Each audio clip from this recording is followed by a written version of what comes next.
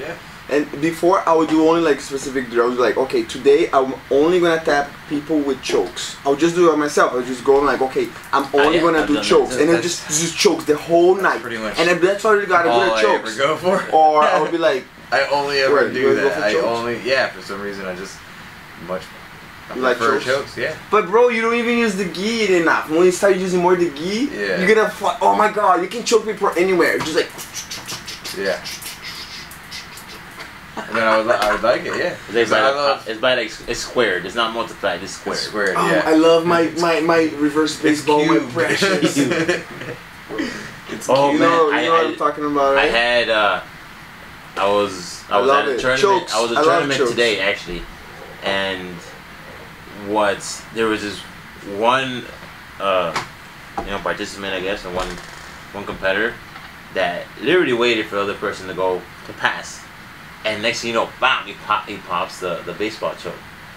The only thing is that the other opponent, he reacted and he kept on going and going, rolling. He rolled out of bounds. You know, of course I had to stop the match. They were like, on the hardwood already. But I was like, wow. If that would have stayed on the mat, it would have been done. You know, because the other guy, I could see the other guy's face already turning red. That's how bad it was. Wow. So he got lucky. He ended up, they were pretty much on the edge. Yeah. Right? Because if not, it would have been a different story. Pretty slick. Yeah.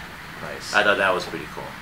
But and then the parents, the parents of the kids that are at these tournaments are just crazy. Yeah. I mean, the parents take it. I think they're in it to win it. Yeah. And their kids are having fun. I literally, I see some kids like this. They don't know what's going on. So embarrassed. Right? And then the parents are just like, they're emotionally, everything involved in there. They're happier. They take the losses harder and wins even, more than the kids do. So they have like soccer mom fights outside of the jits competition. There was actually a couple confrontations. Take it home. Everybody eat your orange slices, and you, sir. I thought it was crazy. Yeah. But it's part of the game. But how is it? What? My parents were always the conversations or the tournament?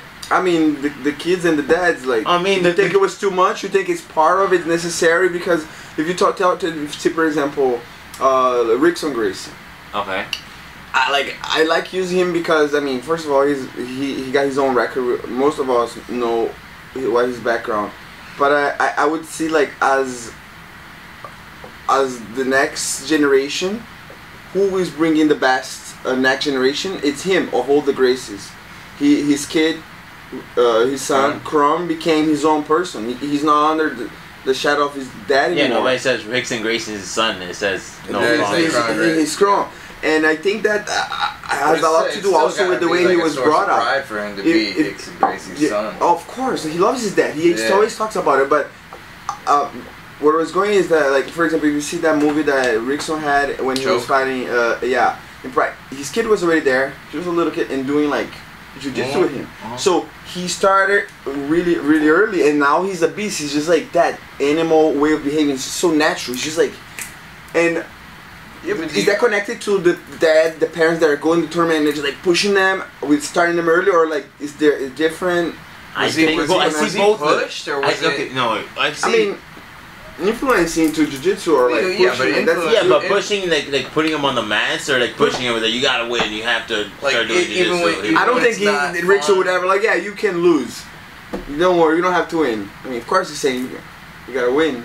Any dad was gonna say you gotta win. Well, yeah, but I mean, like pushing him to like everyday jiu-jitsu since he was like 4 or 5 years old. Yeah, because you can burn a kid out. They can know. They can be the best in the world, but just so where's the limit? We should start kids early, but then where's the line that we should like make sure we don't cross? So we're allowing them to be themselves and also learn that art, that beautiful art that we enjoy so much. He's probably got the more insight. He's the only father on the panel right now. This little kid's like a little wolf. Okay, you want a camera shot of my son? Little Mowgli over there. Little Mowgli climbing trees at the age of 2. I taught him how to ride a bicycle when he was 2. I finally got the video of it up. He's riding a 2-wheeler. Look what we're watching.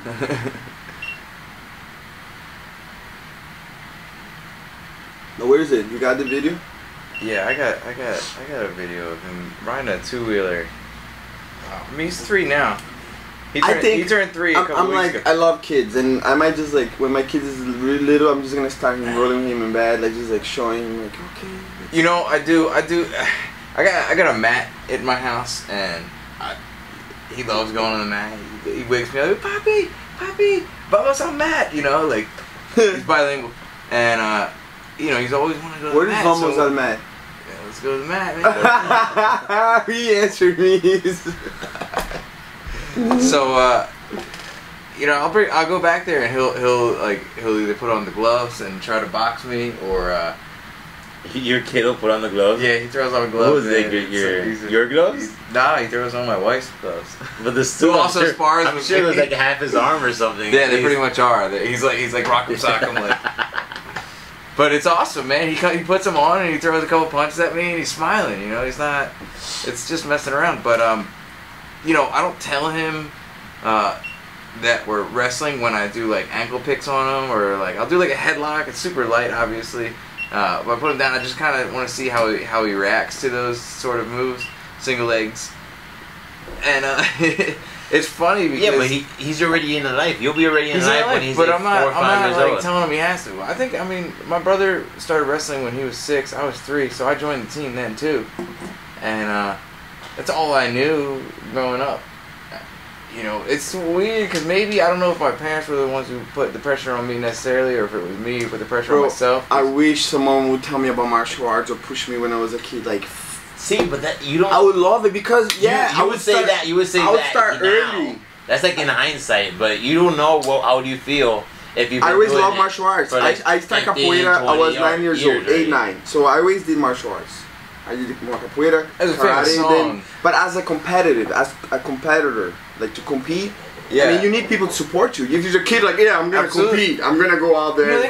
You need your parents. Kids doing full MMA. Yeah, in already full MMA, career. Yeah, from very young age. Kids now are. That's not something I would ever have my son do. Have you seen some videos of the kids fighting? Like, there's some crazy kids you've never seen. But kickboxing or no MMA? Oh, you never seen the kids in the video? Striking and grappling and no, like all the above. The future, man. You gotta put. I think it's the future of MMA. I think like you hear a lot of greats, right? I started when I was 3 years old,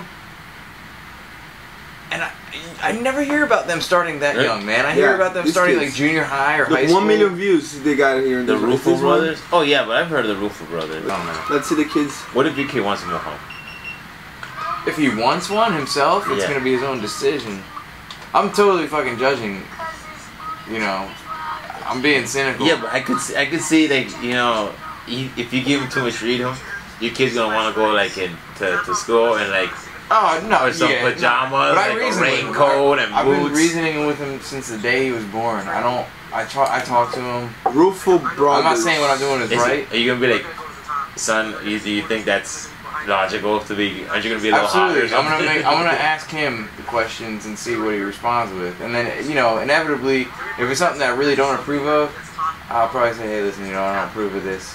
I don't want you to wear a mohawk to school today. But I can't imagine arguing over a mohawk, really. But there's certain things I'm sure will come up that I'll have to like try to reason with him, and if he's being unreasonable, I'll tell him this is where I come in as a parent and I put my foot down. Does he throw a fit or anything? Well, he throws fits sometimes. But he's still young too, so he's 3, so obviously he throws fits. But in that regard, I've been really lucky because most kids don't have his sort of presence of mind at that age. This kid's a beast. He's wholly aware for some reason of himself. But going back to the subject though, is like the parents putting pressure on the kids. It's like I've been not only the parents putting pressure on kids, just these parents putting just so crazy at these tournaments. They're cockfighting. I mean, yeah, exactly. It's like their kids are cockfighting. I've literally heard parents be like, yeah, break his arm, or yeah, you know, put him to sleep. Home. Take it home. You know, I watched documentary. What's wrong with you? Yeah, this is another kid right here. You know. I mean, I've had parents come up and, well, not tell me, but you know, tell the people as well. Yeah, as a ref. But say it's like, oh, if my child, you know, if it bends a little bit, it's okay because he's flexible. You know, it's like, what? That is not my problem. If I see it's dangerous, this match is done. Man, no, you know, that's like stuff like that is like, where do you draw the line? Where is like draw the line right there. Dude. Well, I mean, like, I know that. I obviously you do from a ref standpoint, but like if a parent comes up to me, if I'm reffing and a parent comes up to me and say like, hey, you can let him push a little bit further if it's bending, I'm gonna say like maybe this isn't the sport for your kid. Like that's what, if the arm is bending? If the arm is bending, if you're making your own decision to allow your arm to bend, fine. But if the kid's parents come in without the kid knowing and say that, don't worry about my son's arm breaking, he's a tough guy. It's usually in front of the kid. I mean, it's like that's not what it is. Like, but do the kid have any say? I mean, they're little kids. Don't hear what I'm gonna say next. You know, and it goes backwards. What it is, you know, it goes backwards. It's just like that. It came with defect. He came with defect. I didn't want to send it back and just kept it. I'm not gonna doubt that they love their kids. I'm sure they do. But they get so wrapped up in the moment that to be able to say something like that is just to me. No, I understand that, and I can't say anything. I mean, my whole job and the whole thing is to take care of the kids. And the kids to me are the most important thing. You know, obviously, when the adults come in, so when they talk to you, it goes in one ear and out the other. Yeah, pretty much. Yeah. Your job is to say paro.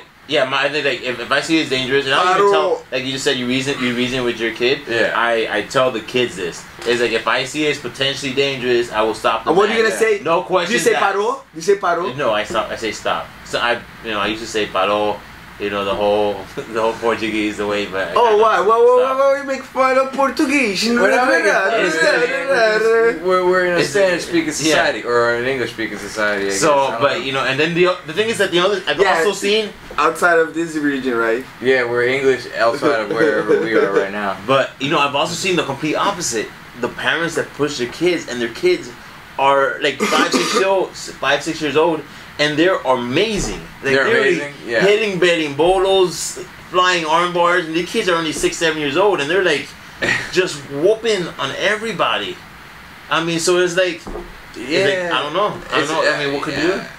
I agree with pushing. This argument wouldn't exist because you could push their kids like that. I think you should push your kids to learn what competing can teach you. What winning a competition, what losing, what preparing can teach you in life, what having a goal, setting up a goal, and preparing for it, and accomplishing it, what that teaches you and you can take for the rest of your life. That's for sure you can use anywhere.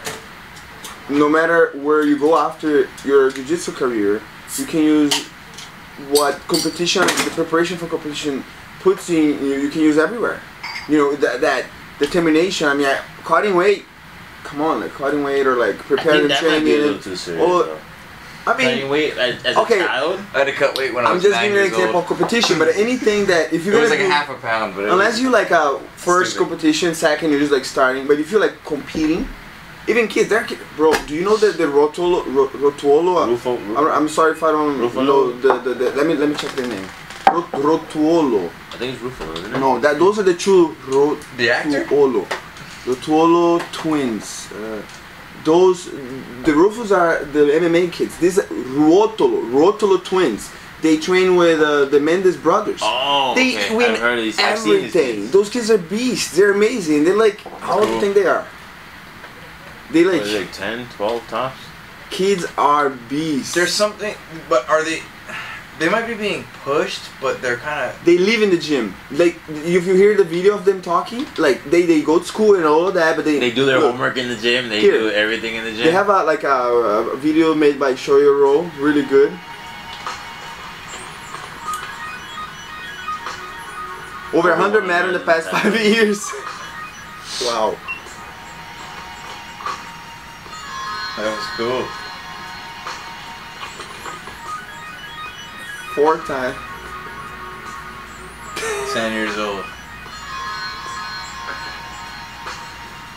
Hi, I'm Todd. Welcome to the Art of Jiu-Jitsu. Bro. Art of Jiu-Jitsu. We gotta go there to San Diego.